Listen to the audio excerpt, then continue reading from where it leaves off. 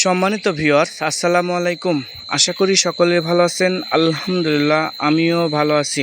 তো আপনার বাজেট যদি 20 লক্ষ টাকা হয়ে থাকে তাহলে আপনি একটা বাড়ি নির্মাণ করতে পারবেন। তো এখানে আছে 4টা বেডরুম, একটা ডাইনিং স্পেস, একটা ড্রয়িং রুম, একটা কিচেন এবং 4টা বাথরুমের ব্যবস্থা করা হয়েছে। তো আশা করি শুরু থেকে শেষ পর্যন্ত ভিডিওটা দেখতে থাকুন, একটু হলেও আপনারা উপকৃত হবেন। তো এটা কিন্তু টোটাল 1855 স্কোয়ার ফিটের এই একটা ছাদ ঢালাই করতে কত টাকার প্রয়োজন হয়েছে তার একটা হিসাব আমি আপনাদেরকে অবশ্যই জানিয়ে দেব। আশা করি শুরু থেকে শেষ পর্যন্ত ভিডিওটা দেখতে থাকুন, একটু হলেও আপনাদের আইডিয়া হবে। তো যারা বাড়ি করতেছেন এবং ভবিষ্যতে যারা বাড়ি করতেছেন তাদের জন্য ভিডিওটা অনেক হেল্পফুল হবে।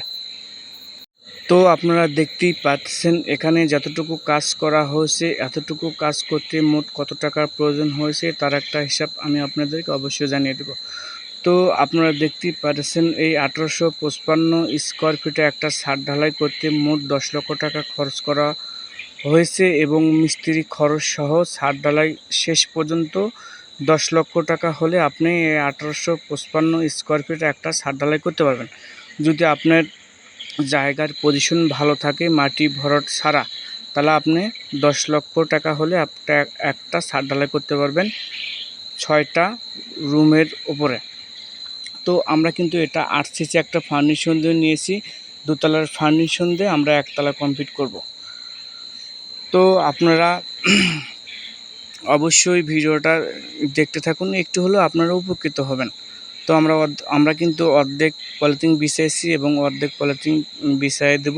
তো আমাদের মিস্ত্রিরা আজকে কাজে আসেনি, এটা কিন্তু শুক্রবারের দিন আমি ভিডিও করেছি। তো মোটামুটি আমাদের রড বাইন্ডিংয়ের কাজ শেষের দিকে। তো আশা করি আমার এই চ্যানেলটা সাবস্ক্রাইব করে রাখবেন, আরও অনেক নতুন নতুন ভিডিও আমি আপনাদেরকে দিব।